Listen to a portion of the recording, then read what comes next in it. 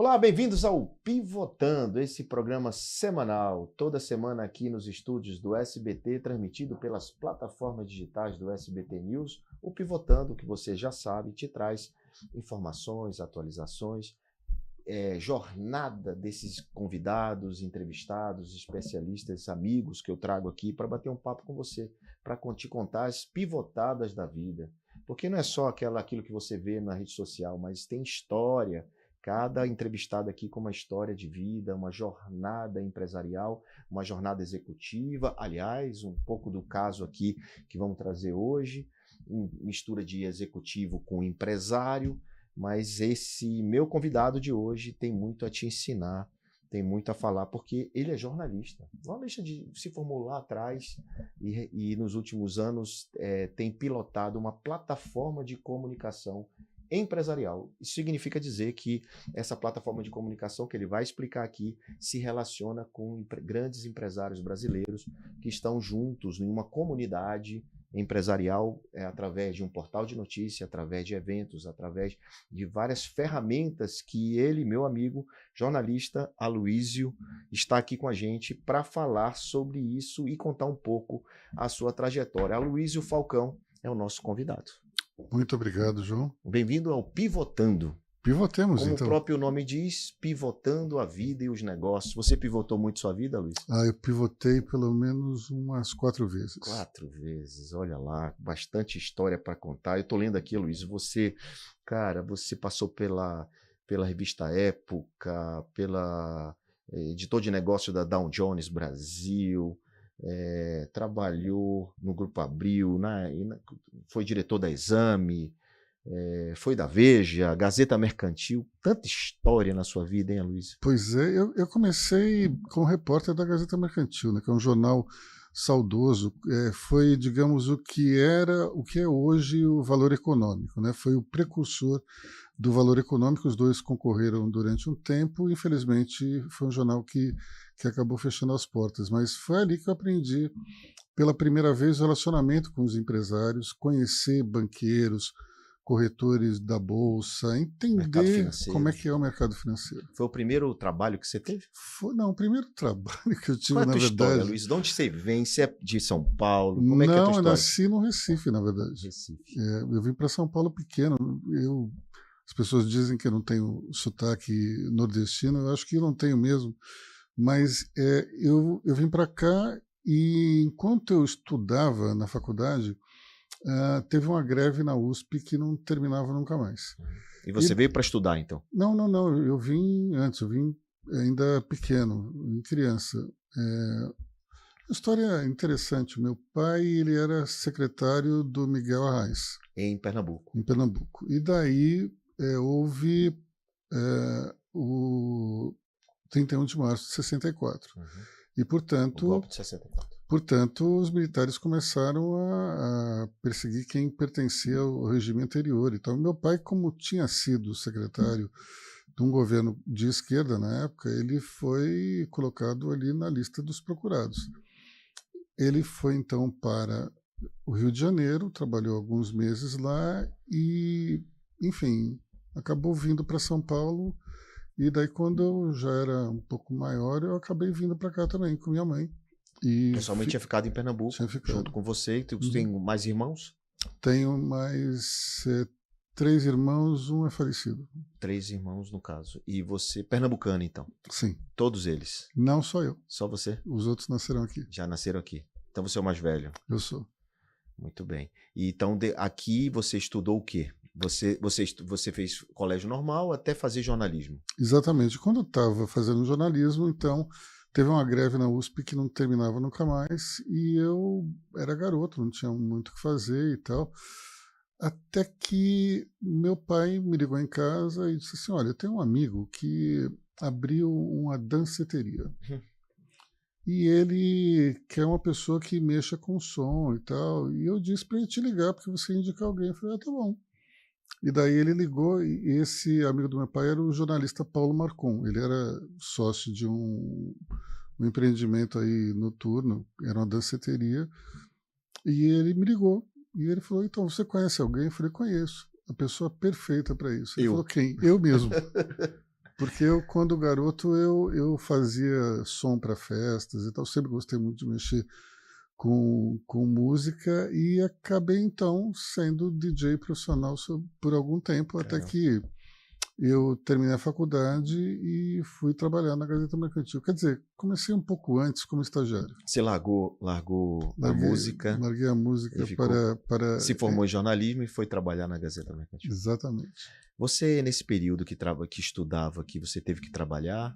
Ou não? Teve que fazer algum bico? Gostava de empreender? Alguma coisa? Eu fiz alguns bicos quando eu entrei na faculdade, como revisão de livros, Mas de nada texto. ligado a vender coisas? Não, isso eu achava que não tinha nenhum talento para isso. Continuo achando, mas há controvérsias. Olha que a plataforma que você pilota hoje, a Money Report, é uma empresa que vende bem, né?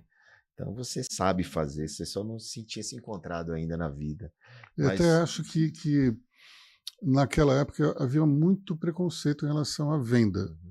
Eu acho que até alguns anos, e em alguns setores até hoje, havia uma impressão de que se a pessoa não dá certo para nada, vai ser vendedor. É o Jaque, né? Jaque não foi médico, virou vendedor. Agora, isso é uma grande falácia, porque todas as empresas precisam da venda desesperadamente. A venda é o coração de qualquer empresa.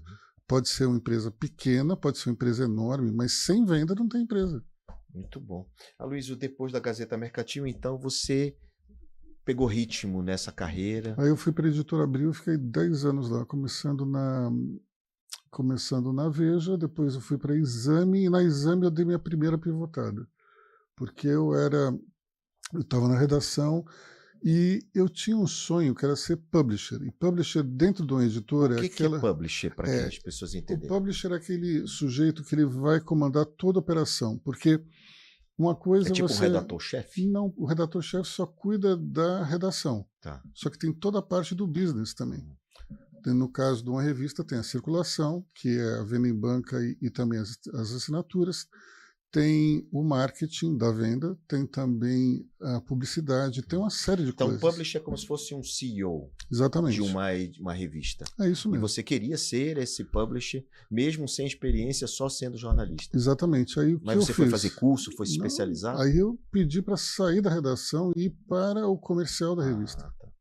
Então eu fiquei um tempo cuidando da área de novos negócios da Exame, eu acabei criando seminários, criando videoaulas, CDs para Exame VIP naquela época não tinha negócio de internet. Não tinha. Até que a gente tinha também uma revista chamada Informática Exame. Certo. E eu sugeri que a gente fizesse uma BBS da Informática Exame. BBS era uma espécie de antepassado da internet. Era um jeito online das pessoas entrarem e se relacionarem. E só que daí, conforme eu comecei a estudar, eu falei, não, mas isso aqui pode ser para Exame. Até que eu percebi que havia serviços chamados, serviços que eram quase de internet, mas não eram, como American Online, Prodigy. AOL. Então, só que isso é da AOL antes da internet, era um sistema fechado e proprietário. Aí eu pensei, vamos montar uma coisa dessa. Quando eu estava começando a estudar esse mercado, aí surgiu a internet como a gente conhece hoje, só que com uma velocidade muito menor, com muito menos recursos gráficos. Internet discada, fazia aquele barulhinho. Exatamente, era tudo por modem, era um show de horrores. Bom, você chegou a ser publisher da Exame? Não cheguei, porque nesse meio tempo o projeto online ganhou tanto corpo dentro da Abril que virou um projeto à parte. Eu saí da Exame para trabalhar nesse projeto chamado Brasil Online, BOL, que depois se fundiu com o Universo Online e as duas empresas formaram o que se chama hoje de UOL. Mas você chegou, então você foi para o UOL com esse projeto? Não, porque nesse meio tempo eu acabei indo para a TV Globo. Tá. Aí você foi para a TV Globo como jornalista ou como... Não, para cuidar também do que seria o início do projeto Globo.com. Tá. Então Só que naquela época o que aconteceu foi o seguinte, havia uma febre de privatizações do governo federal. E a Globo tomou uma decisão estratégica que foi se unir ao Bradesco e à AT&T para entrar nas concorrências dessas privatizações. E eles não ganharam nenhuma. Eles perderam absolutamente todas as concorrências. E você estava lá embarcado nesse projeto? Só que eu acabei saindo um pouco antes, porque eles falaram, olha, a gente vai cuidar disso aqui, não vamos ficar no trabalho de vocês, está muito bom e tal, mas a gente não vai olhar agora para isso. Então eu acabei saindo, voltei para São Paulo, aí que eu fui trabalhar no Dow Jones. Tá. Bom, você chegou na Exame ou na Globo, você chegou a algum cargo de diretoria?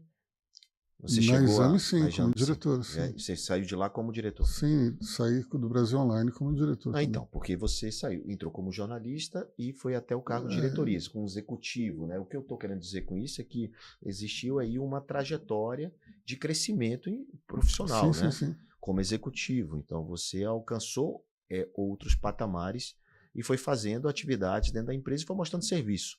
Né? Porque as pessoas ficam assim, aquela história de, putz, eu entrei aqui, mas eu quero ser diretor, eu quero ser alguma coisa a mais. E não é fácil, né? Você... Lá no passado, até quem acha que era mais fácil, hoje em dia é mais complexo, né?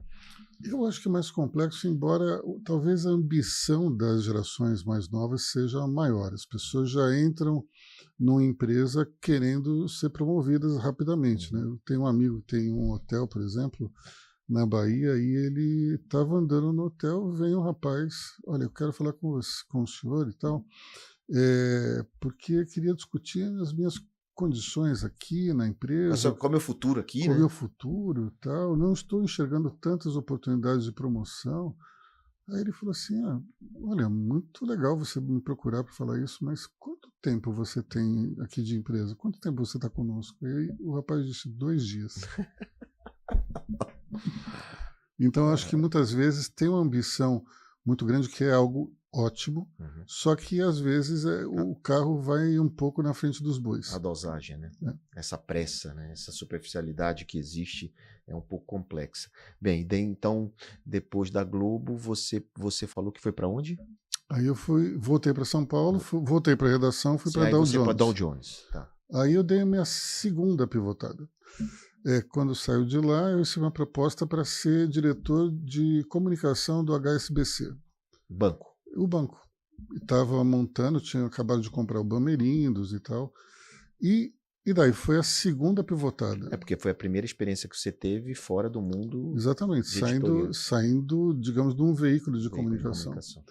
E eu era meio que uma espécie esquisita ali. Ninguém sabia direito como me definir, porque ali na estrutura você tinha quem tinha saído do antigo Bamerindos ou então os ingleses que vinham com o HSBC. E eu não era nenhuma coisa nem outra. Então o pessoal do Bamerindos me olhava com desconfiança, os ingleses também me olhavam com desconfiança. Mas a sua função era qual? Era cuidar da área de comunicação porta-voz, essas coisas? Também fui porta-voz uma vez. Tá, mas a comunicação interna ou externa? Tudo? Tudo. A relação com marketing? Não, isso era outra diretoria. Tinha uma vice-presidência de marketing e comunicações, aí tinha uma área de marketing e uma área de comunicação. Eu cuidava dessa área. Quanto tempo você passou lá no banco? 1 ano e pouco. Aí eu acabei recebendo uma proposta para trabalhar numa editora que estava sendo montada pelo fundo de private equity do Banco Pátria, naquela época chamava Patrimônio. E foi aí que eu trouxe a marca Forbes para o Brasil na primeira encarnação. Isso foi... qual foi o ano? 2000, 99 para 2000.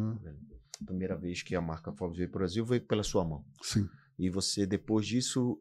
mas aí você foi um modelo empreendendo, né? Um modelo desenvolvendo. Olha, eu desenvolvi, porque eu que sugeri, eu fui até os Estados Unidos, negociei o contrato, toquei o projeto no início, e daí o fundo resolveu que ele não queria mais trabalhar em comunicação. Aí passou todas as revistas do portfólio para frente para outra editora e me deu. Para essa nova editora. Deu a revista Forbes para mim. Tá. Então no processo você meio que teve que empreender. Exatamente. Você teve que ter seu CNPJ para desenvolver aquela... E daí eu acabei vendendo a revista, trabalhei um pouco com ela, assim, com os novos donos, saí para assumir a direção da revista Época, na Editora Globo, e também... Voltou para a Globo. Voltei para a Globo. Para tocar a Época. Exatamente. E daí, depois de um tempo, eu assumi toda a parte editorial da companhia. Toda a editorial do quê? Da Globo ou da revista? Da TV Globo. Da não TV só a Época, como também as femininas. Todas as revistas, Quanto tempo você ficou? Essa 3 anos. 3 anos. Então, a primeira vez você ficou quanto tempo na Globo? 1 ano e pouquinho. O que te move? Porque você não ficava muito tempo nas empresas. O que é que te cutucava? Qual era a tua motivação para aceitar uma proposta ali, ir para cá? Porque quando a gente é jovem tem várias motivações. Pode ser dinheiro, pode ser uma mudança de cidade para casar, alguma coisa assim. Você casou quando? Assim, como é que é tua história? Então vamos lá. Primeiro, em termos de empresa, eu fiquei 10 anos na Abril. Então, eu fiquei em 3, digamos, veículos dentro da mesma empresa. Tá. E dentro de um veículo foi Exame, eu fiquei na redação e no comercial, né, na parte operacional. Então foram 10 anos de uma empresa só, que mudou bastante a área que eu trabalhava. Eu acho que isso acontece muito com as pessoas que são inquietas, que, de alguma maneira, percebem que o crescimento não vai surgir da maneira que ela deseja. Então, acho que essa inquietude muitas vezes faz você olhar para o lado. E também acho que os resultados que você obtém acabam motivando outras pessoas, outras empresas a te convidarem para trabalhar. Então, mas você... Por último, depois da Forbes, você voltou para a Globo e ficou 3 anos nessa última parte nas revistas, editorial das revistas. Isso. E foi dali que você pivotou para, de novo, ter seu CNPJ? Não, antes disso eu pivotei novamente, que eu fui trabalhar numa agência de publicidade, que era a Grey, que pertence até hoje, né, ao grupo WPP, um dos maiores grupos de comunicação do mundo. E ali foi uma grande lição, porque... Como jornalista, você está acostumado a enxergar o lado ruim das coisas, o que está errado, o que não está encaixando. Então, você está ouvindo alguma pessoa e daí você fala, peraí, isso não faz sentido, daí a sua pergunta vai ser justamente sobre aquilo.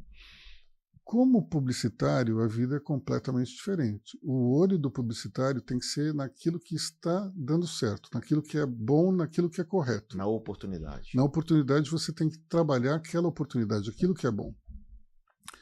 Então, eu tive que treinar uma nova visão, tive que entender como é que funcionava essa nova linguagem para poder trabalhar, e eu fiquei 3 anos como publicitário.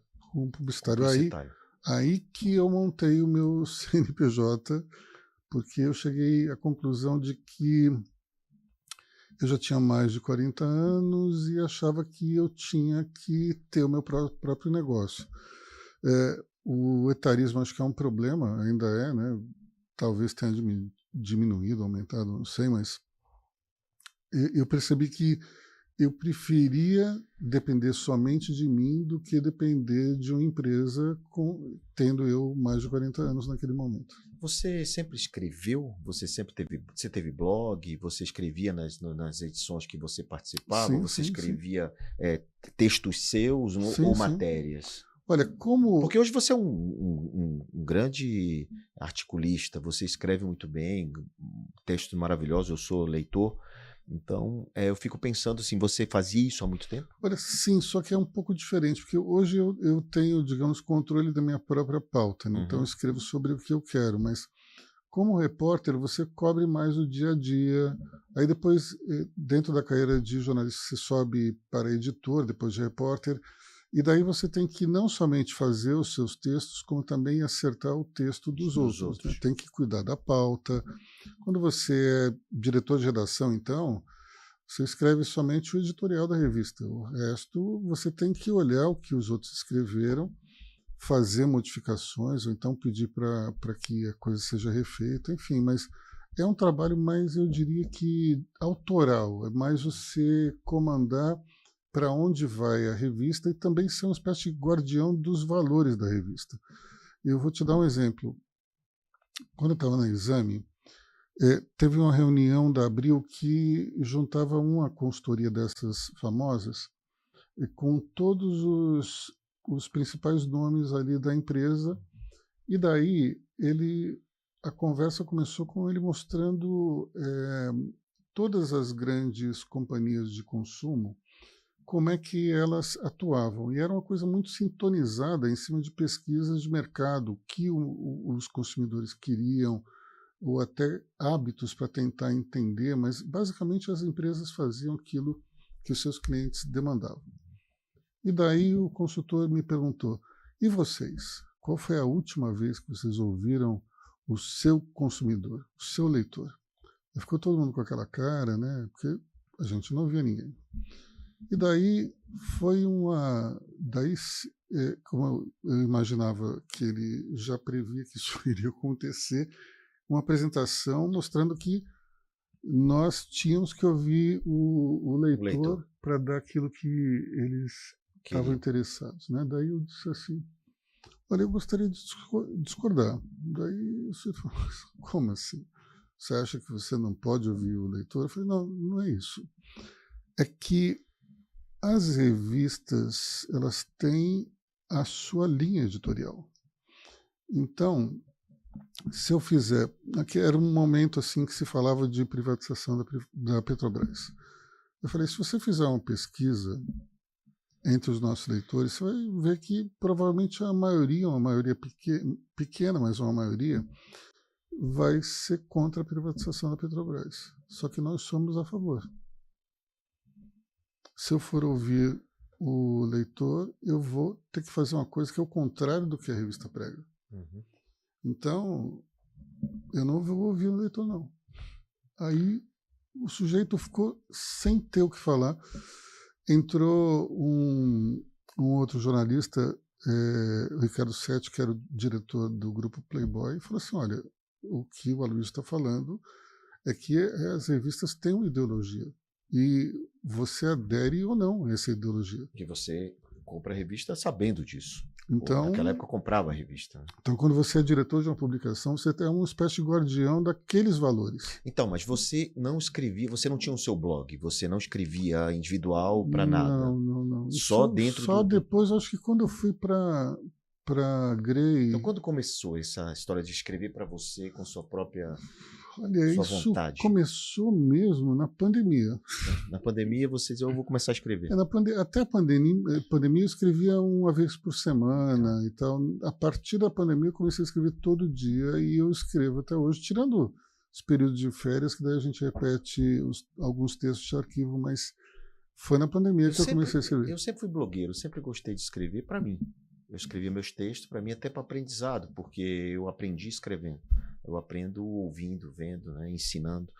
E eu sempre escrevi para melhorar, aprimorar. Eu tenho 11 livros, então parte desses meus livros tiro dos blogs. Hoje eu uso o Medium.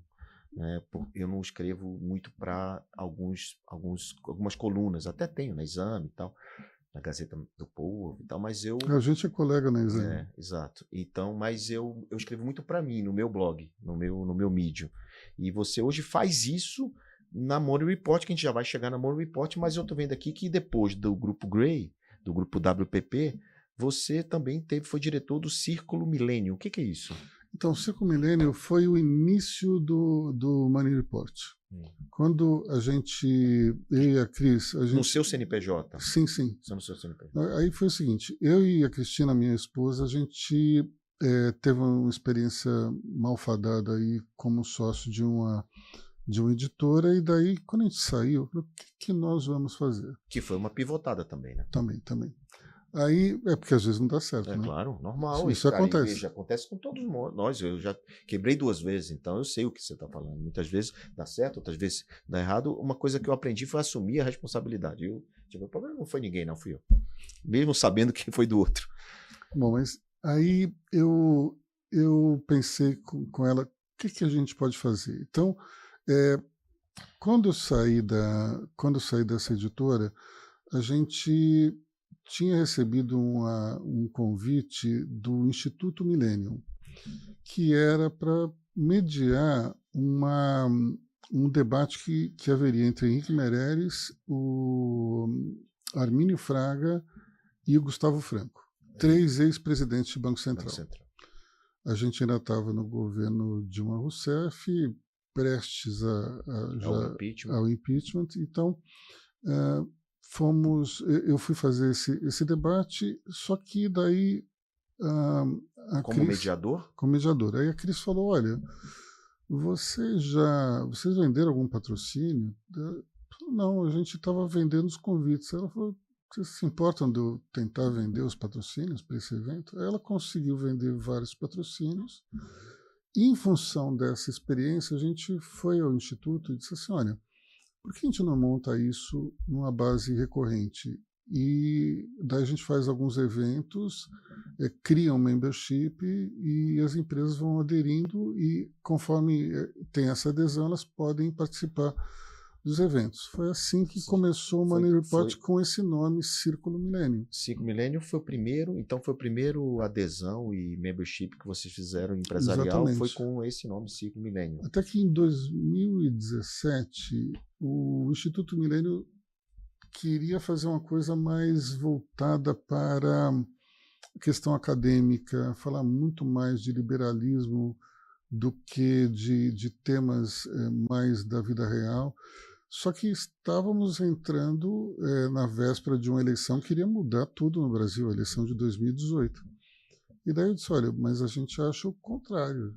Acho que tem que mergulhar de vez na questão eleitoral, porque essa eleição vai decidir muita coisa no Brasil. Em função disso, a gente acabou, então, rompendo essa parceria, e daí nós rebatizamos tudo de Money Report, porque montamos o portal em questão de 2 meses, daí juntamos o portal com a empresa de eventos, rebatizamos para Money Report, e a área de eventos virou Money Report, Agenda de Líderes, e o portal apenas Money Report. Bom, naquela época do Money Report, do nascimento, você bem falou que o Brasil estava mudando, o Brasil estava também pivotando, né, de uma agenda para outra, e vocês escolheram o nome financeiro, no mercado financeiro. Por isso vocês estão instalados na Faria Lima, no JK ali. E tem uma pegada muito apesar de falar também do movimento ligada à política também, mas você não é ligada à política, mas envolve a política, porque todos nós vivemos em política também, no mercado financeiro. E isso teve uma orientação, foi intencional, o nome Money Report? Olha, o nome surgiu da seguinte maneira. A primeira coisa que a gente pensou foi comprar um Infomoney, que é da XP. Foi a primeira coisa que a gente imaginou. Então, eu conversei com alguns investidores, eles gostaram da ideia, e eu fui até a XP, tive uma reunião com o Guilherme Benchimol, e daí, quando eu disse para ele a ideia, ele falou, peraí, deixa eu ver se eu entendi. Você está querendo comprar? Olha, estamos saindo de uma parceria que não deu certo, mas enfim. Aí eu volto para casa e penso, Money é um nome tão bacana. Eu queria tanto ter esse nome. E daí eu fiquei pensando, que nome eu vou ter, que nome eu vou fazer. E daí a televisão estava ligada na HBO. E daí eu estou pensando nisso, e daí termina o filme que estava passando, nem estava prestando atenção, e entra um locutor falando assim, a seguir, Minority Report. Minority. Aí que é o filme com o Tom Cruise, né? Aí eu falei, Money Report. Foi na hora veio essa ideia. Que o nome é ótimo. E daí eu vou registrar, né? Já tinha alguém com esse nome. E era a TV Globo. Aí a gente teve que falar com a Globo para comprar a marca e deu tudo certo. A gente comprou. E nasceu primeiro um portal. Em 2 meses você fez o portal. E já tinha feito alguns eventos, já tinha essa experiência de ter feito esses eventos corporativos. Aí virou a chave do nome e foi embora. E aí começou só você e a Cris, ou já montou estrutura, já foi para cima? Porque você tinha vindo de redações completas. Não, sim, a gente montou uma redação... Você montou um negócio estruturado. Estruturado. A primeira redação que a gente montou tinha 12 pessoas, que era uma redação que hoje eu percebi que não precisava de tudo isso. Especialmente agora com inteligência artificial, você não precisa de uma equipe tão grande, né? Mas, enfim, tem que aprender também. Me fala o que é qual é a base do Morning Report hoje? Assim, o que vocês defendem? Qual é a agenda? O que vocês discutem com os empresários? Como é que quem são esse tipo segmentos desses empresários? O que representa o Morning Report hoje para o mercado? Logicamente eu sei, mas o público não sabe. Bom, o Morning Report é uma plataforma de comunicação, como você falou, que está baseada em 3 vertentes. Uma vertente é o portal, a gente tem um programa de televisão no cabo, e temos, por fim, esse membership de empresas que a gente tem os eventos. O nosso DNA vem também do Instituto Milênio, que é defender o liberalismo. Nós defendemos um Estado menor, nós defendemos condições melhores para empreender, nós defendemos impostos menores. Então, em função que hoje essa pauta é super importante. Exatamente. Né? Uma pauta disputada, inclusive. Além disso, a gente defende uma regulação menor dos mercados. A gente acha que o governo tem que se meter menos e tem que dar mais liberdade para o empresário e para o empreendedor. O segundo ponto é ajudar a modernizar a empresa brasileira. A gente acha que aqui no Brasil, os empresários têm que resolver tantos problemas que acabam negligenciando um pouco a modernização dos seus negócios. Então a gente acha modernização, você está falando, vai tudo, até a digitalização, a inteligência? Olha, não só a parte tecnológica, mas também a mentalidade. Acho que a mentalidade empresarial ela precisa sofrer uma sacudida para que as pessoas estejam mais abertas a mudanças e também, especialmente, abraçar causas que parecem ter algum viés ideológico, mas no fundo não tem. É uma questão, acho que, de sobrevivência. Como, por exemplo, sustentabilidade. Não acho que seja uma pauta de esquerda, de direita. É uma necessidade do planeta, então acho que as empresas têm que se envolver mais nisso tudo. E tem que, inclusive, encarar isso como um business. As novas gerações elas são muito mais ligadas nisso do que a nossa foi. Então, exatamente. Eu imagino que se você tiver uma empresa que é dissociada das questões de sustentabilidade, as novas gerações não vão comprar o teu produto, o teu serviço, ou vão até trabalhar na tua empresa. Então, acho que a gente tem que ver isso aí com carinho. Até bem pouco tempo atrás, esse G ficou um negócio meio boring, né? Meio chato e foi muito usado para marketing, inclusive, mas não na essência. O que aconteceu foi que essa nova geração, ela está consumindo muito mais produtos fitness, no sentido de suplementos, material esportivo nessa linha, do que a minha filha de 20 mesmo, ela tem tudo que você pode imaginar dessa linha. Ela prefere sanduíche saudável, comida saudável, do que um sanduíche qualquer normal. E eu vejo que isso vai gerar um impacto no mercado e na sociedade muito grande daqui para frente. O que era uma coisa apenas usada como marketing, hoje é uma necessidade, como você está falando. Então o Morning Report, ele provoca essa agenda, ele provoca essa conversa, né? Provoca. E por fim a gente tem uma missão que é estimular o empreendedorismo no país. Nós sempre achamos que empreendedorismo era uma ferramenta de crescimento econômico, de ascensão social, e através do empreendedorismo você consegue suavizar as grandes diferenças, os abismos sociais que tem aqui no país. E se você olhar bem, a pesquisa Datafolha do mês passado mostrava que 54%, se não me engano, dos brasileiros não querem CLT. Eles querem ou liberdade para trabalhar onde eles quiserem, do jeito que eles quiserem, ou então eles querem empreender. E ainda assim a gente está tendo bons números de CLT, né? Os números estão favoráveis, né? Estão crescendo. O volume de desemprego é o menor de muitos anos. E aí, por um lado, querem empreender, por outro lado, o número de desemprego diminuindo. Não sei se tem alguma relação com isso, mas o que acontece é que gente produtiva está crescente no país. Só que tem um outro fenômeno interessante que é o da liberdade total na hora de trabalhar. Então vou dar um exemplo da logística brasileira. O e-commerce é muito importante, né? Só que o e-commerce tem que ser gerido por um galpão onde você vai pegar o produto que foi escolhido pela internet e tem que ser encaminhado para o transporte, certo? E de preferência que chegue no mesmo dia. Exatamente. Então a gente tem, por exemplo, gente que trabalha 2 dias na Amazon e gente que trabalha 3 dias no Mercado Livre. A mesma pessoa. Ela, como CLT, não daria. Pois é, mas aí ela prefere um tem a liberdade de contrato de 2 em um, 3 no outro, porque daí ela sabe o que ela vai fazer. Eu prefiro mais esse, daí ela vai só para esse.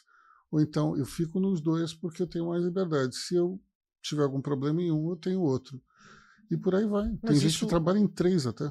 Mas isso hoje, com o país da forma que está e a tendência, né, do governo, não é bem isso, né? Não está muito nessa linha dessa liberdade. Muito pelo contrário. Né? Eles estão trabalhando contra isso. Né? Mas eu acho que isso tem a ver com os índices de impopularidade do governo. Isso não aumenta? Você diz que eles querem trabalhar a impopularidade falando da CLT? Não, eu acho que é o contrário. O governo é muito. O discurso do governo está muito ainda nas bases sindicalistas. Sim. E acho que eles pensam que o eleitor está muito mais sintonizado com direitos trabalhistas, questões sociais. E acho que o governo não conseguiu entender que a mentalidade do brasileiro mudou. É para um pouco mais de liberdade, como você colocou. Exatamente. Né? E não, talvez nem só empreender, mas a liberdade de ir e vir, de fazer o que quiser. Exatamente. Assim como a gente tem liberdade de TV, de comandar nosso controle remoto, tem a liberdade de comandar o que a gente vai comer e tudo mais. Né? Então, essa liberdade, ela impacta nisso que você está falando. Eu acho que é isso. Então, conforme as pessoas preferem uma liberdade ou empreender, elas não se identificam com o discurso do governo. Uhum. E daí vem uma espécie de desaprovação, impopularidade, chame como quiser. Mas isso tem como reverter, Luiz? Você que está aí na ponta? Nesse governo, eu acho difícil, porque é uma mentalidade muito arraigada. O governo ele tem uma necessidade de, acredito que, dobrar a aposta no próprio discurso. Tanto é que agora, de uns meses para cá, o tom, não só do presidente comunista da Fazenda, muito tentar jogar pobre contra rico. Exato, esse é péssimo, né? Essa divisão do país é péssima. Eu acho que antes, talvez 25 anos atrás, quando o presidente teve seu primeiro mandato, o trabalhador ele queria algum tipo de proteção do governo. Eu acho que agora o trabalhador quer ser patrão. É um pouco diferente. E também não tem mais aquela história de que é um contra o outro, né? Ele sabe que precisa da ferramenta, da plataforma, do contratante, né? Então existe uma parceria aí para todos os lados, todo mundo precisa de todo mundo, né? E essa consciência, ela reflete muitas vezes nessa impopularidade. Isso, num país como o Brasil, 90% das empresas são familiares. Uhum. Empresa familiar é um jogo um pouco diferente, porque o dono conhece todo mundo, ele está ali no dia a dia, o funcionário, o colaborador, ele conhece as dificuldades também do dia a dia.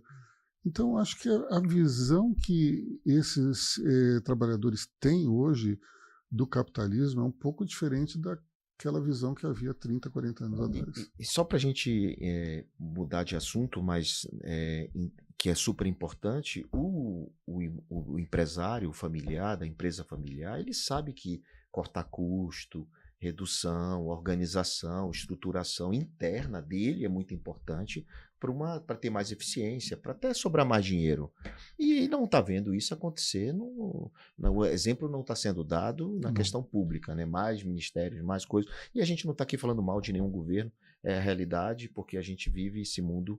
A gente está vendo o que está acontecendo na prática, né? E aí, com troca disso, vem mais outros tipos de tentativa de entrada de receitas, né? Seja através de impostos, seja através de outras coisas, que isso, no final das contas, atrapalha, porque quando você taxa de alguma forma um IOF, supostamente o rico, aquilo aumenta o preço, vai atingir a classe que consome, né? No final das contas, ninguém ganha com isso. E quando você tem impostos indiretos que entram no consumo, isso ataca proporcionalmente muito mais o trabalhador do que o executivo, o empresário, porque eles pagam o mesmíssimo imposto. Quando você compra um pacote de arroz, o imposto que você paga é o imposto que, sei lá, um um funcionário de uma indústria paga é exatamente a mesma coisa. Então, E a gente proporcionalmente, é muito mais injusto para ele do que para outro. No final das contas, a gente tem aí uma reforma tributária em andamento, né? Não está definido 100%, não se sabe qual é a alíquota.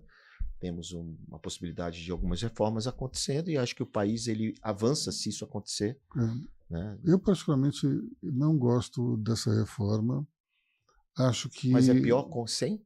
Olha, Ou é melhor sem? Eu acho que o melhor seria uma outra reforma, porque essa reforma ela joga na área de serviços uma conta que foi tirada da indústria e você tem uma enormidade de exceções nessa área de serviços também.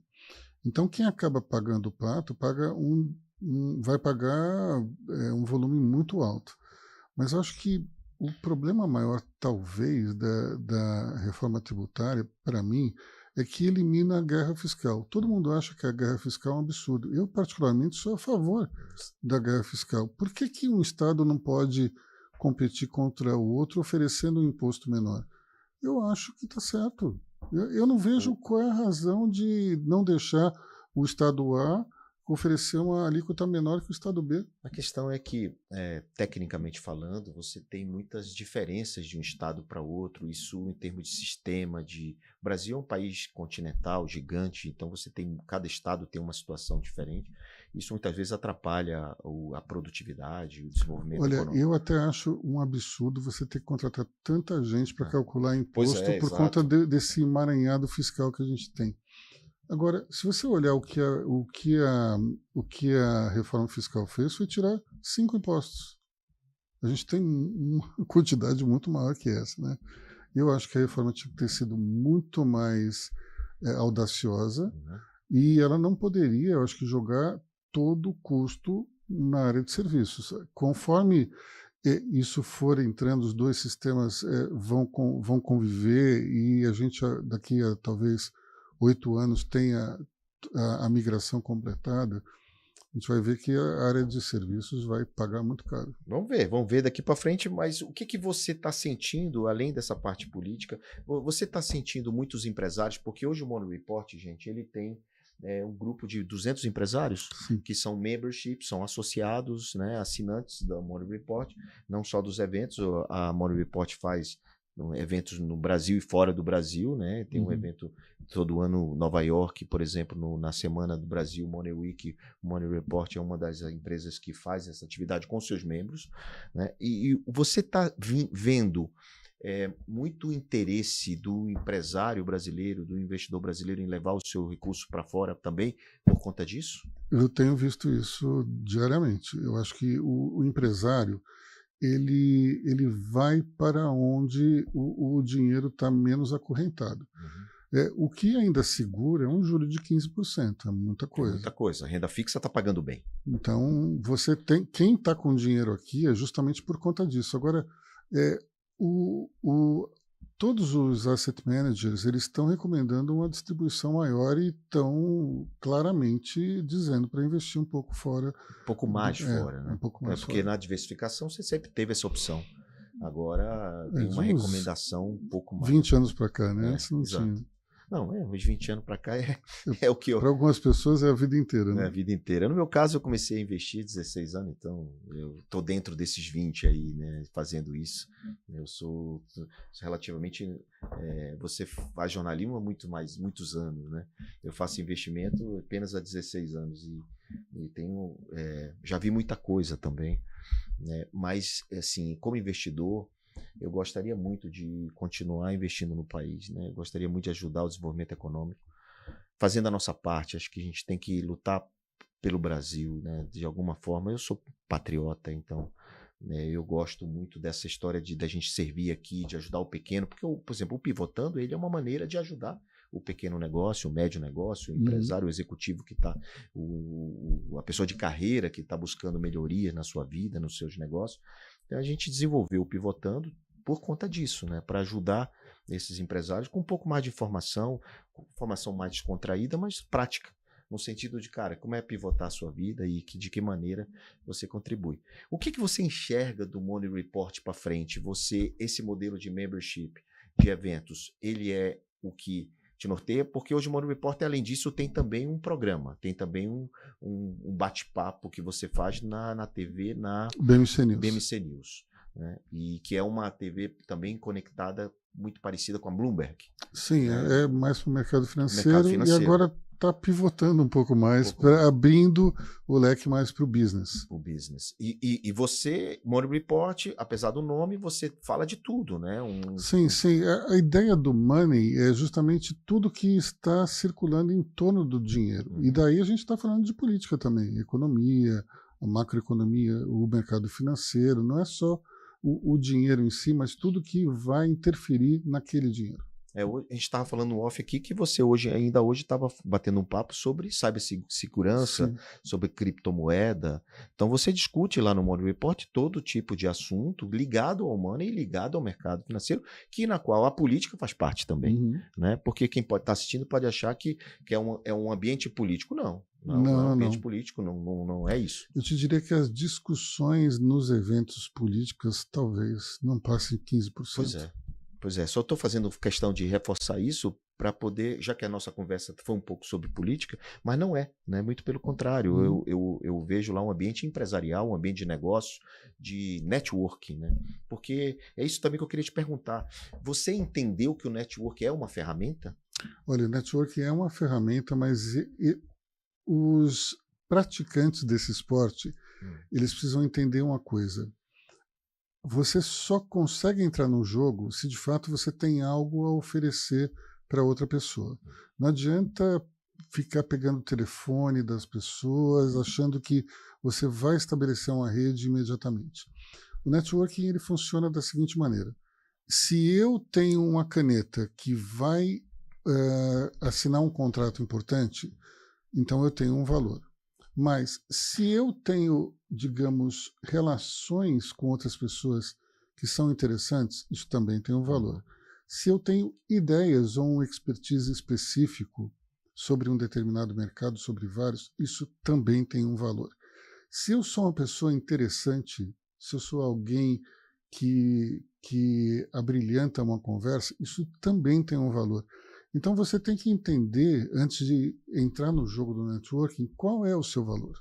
O que você pode oferecer para os outros, e em vez de tentar entrar numa busca acelerada por telefones, relacionamentos, isso não vai funcionar. Você tem que entender melhor qual é o teu papel dentro desse jogo. Tem que ser interessante sem querer ser interesseiro, né? É exatamente Acho isso. que é isso. Também, se você quiser só tirar o network, ele não vai funcionar. Não vai. E pode ser em qualquer ambiente, pode ser lá no Morning Report ou pode ser qualquer um, né? Não vai funcionar em nenhum lugar.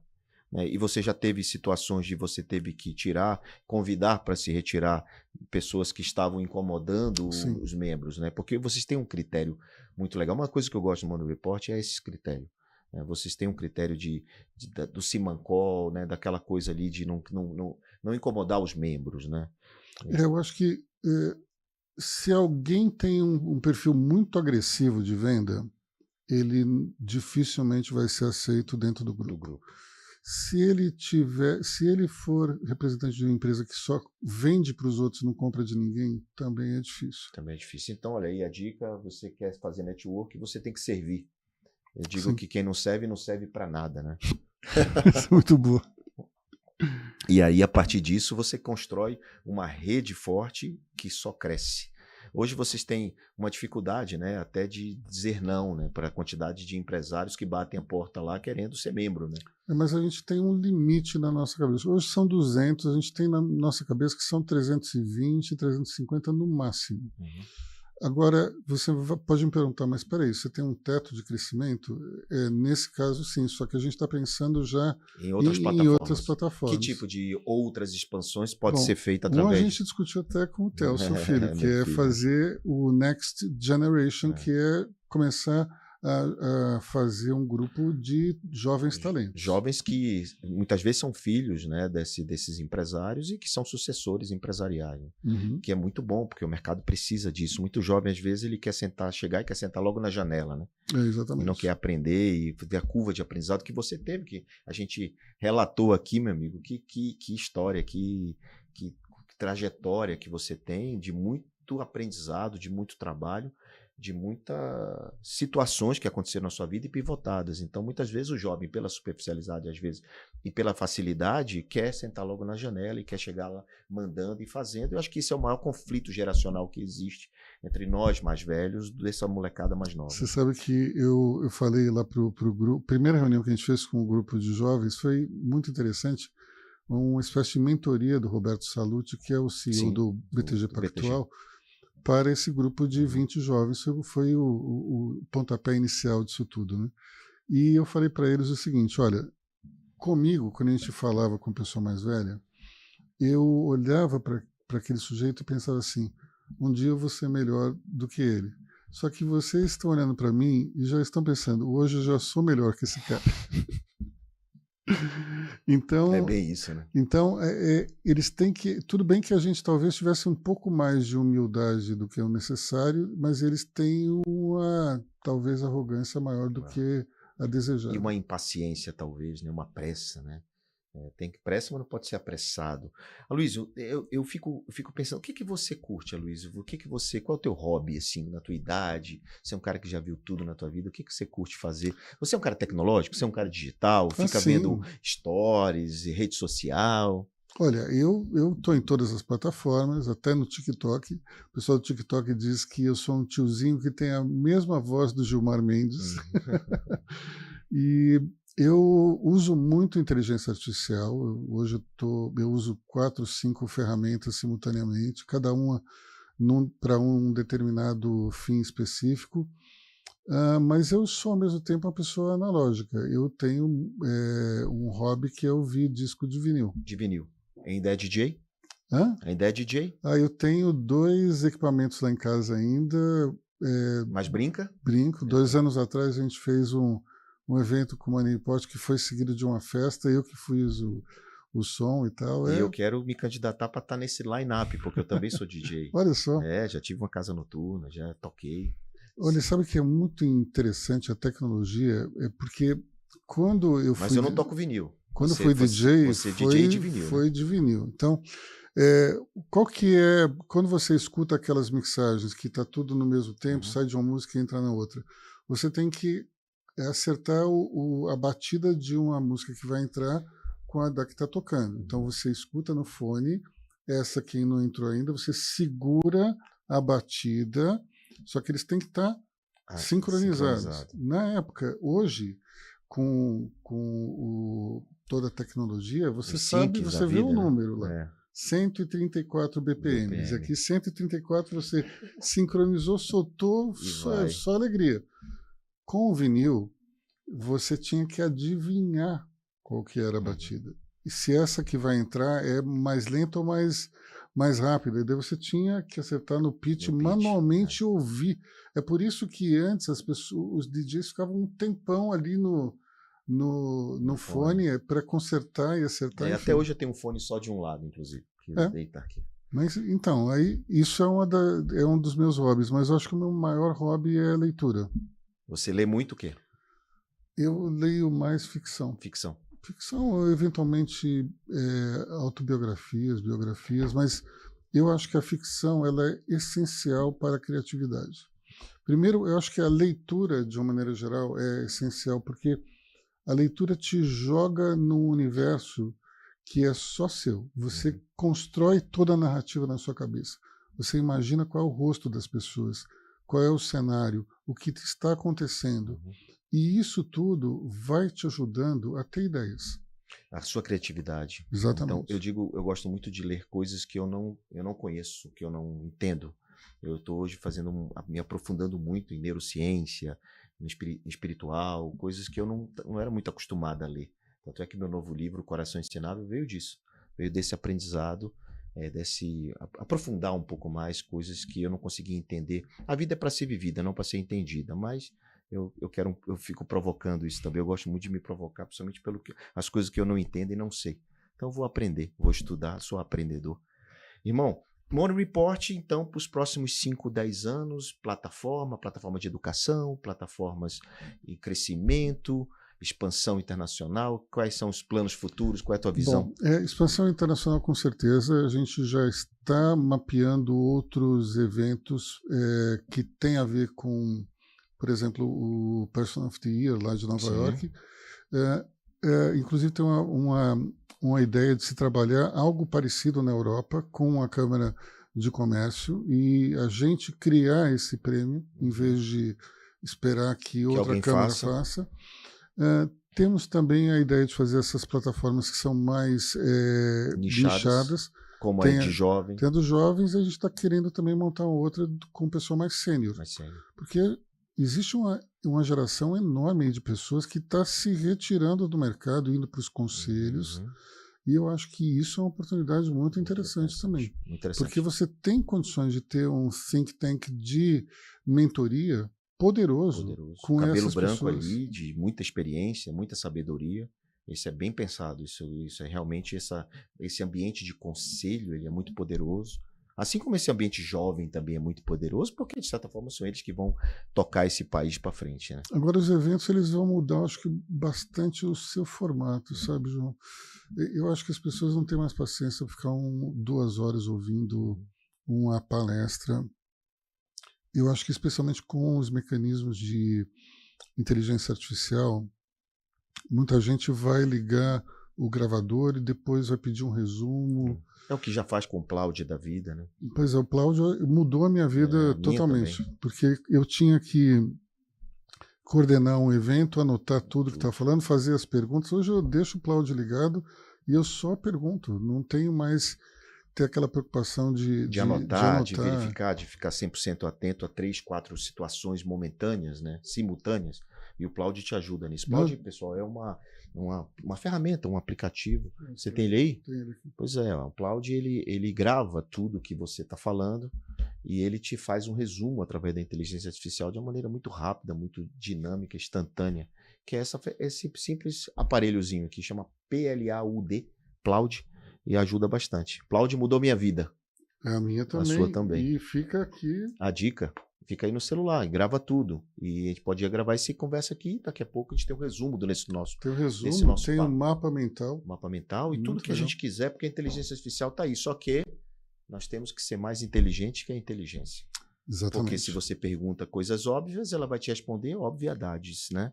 E aí reclama. Eu vejo muita gente, se a inteligência não está respondendo o básico. Não, você não está sendo inteligente ao ponto de perguntar corretamente. Isso é verdade, mas eu acho que eu fico brincando que o programador de algumas ferramentas parece o Rolando Lero, porque ele fica, quando não sabe direito, ele fica ali cercando o Lourenço, não diz direito o que acha, o que é, mas eu acho também que existe uma programação para não falar mal de ninguém. Então, se você pergunta alguma coisa sobre uma pessoa, a pessoa é sempre incrível, de alguma maneira. Eu criei a minha inteligência, eu tenho uma área minha, né? Então eu subi meus livros, eu subo muita coisa, isso não é público, isso é particular. Então, muitas vezes eu peço para ele me ajudar com algum pensamento e ele fala como eu, como eu sou, né? Então, por conta de que a minha inteligência... Mas ela foi customizada para mim por conta dos meus livros e todos os meus vídeos e tudo que eu faço está lá. Um dia ainda vou ter uma só para mim. Não, mas por que não, cara? Você pode... O OpenAI está aí, você entra lá, mais ChatGPT e cria sua área. É isso. Aloysio, ninguém pode ir embora do Pivotando sem deixar uma dica final, sem deixar uma lição, algo que você não falou. Se você quiser, no seu coração, para empresários, para o governo, para o que você quiser. Para empreendedores. Eu diria o seguinte, que pivotar é a essência do empreendedorismo, especialmente no mundo atual. O mundo atual, primeiro a gente teve algumas mudanças muito fortes com a criação do smartphone, depois com todos os aplicativos que vieram dentro dessa área digital, mas a inteligência artificial vai mudar muita coisa. E a gente não pode ser prisioneiro das nossas ideias. A gente não pode ser apaixonado demais por aquilo que a gente acredita, porque o cenário vai mudando e a gente vai ficando para trás. E eu acho que é a primeira vez, talvez, na história da humanidade em que você tem a possibilidade de gente mais velha se atualizar tão rapidamente quanto as pessoas mais novas. E para isso acontecer, é só ter a mentalidade aberta. É por isso que eu acho que pivotar é tão importante. Pivotar a sua vida, pivotar seus negócios, pivotar a sua paciência também, por que não, né? Olha, Aloysio, a gente também tem um presentinho do Pivotando para você. Opa. Então, Aloysio, tem um presente aqui personalizado, Opa. que é uma xícara igual a essa daí, com uma canequinha com seu nome, um café legal, gostosinho olha com seu só. nome, que a gente, para você guardar de lembrança do Pivotando. Muito bom. Esse é uma startup de dados variáveis que você pode mandar para todos os clientes e membros, você escolhe o que tem dentro da caixa e ela envia automaticamente. E tem um mix de castanhos também. Tem um mix de castanho. Muito obrigado. Bom, gratidão pela sua presença.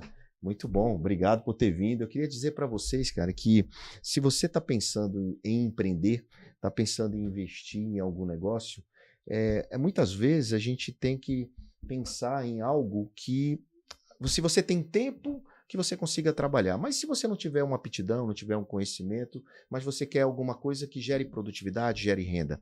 Aqui no Pivotando a gente tem um apoiador, que é uma empresa de lavanderias autosserviço, self-service. Automaticamente funciona, a pessoa entra lá, bota a roupa para lavar, 60 minutos, vai embora com tudo lavadinho, tudo automático, aplicativo, reserva, faz tudo lá.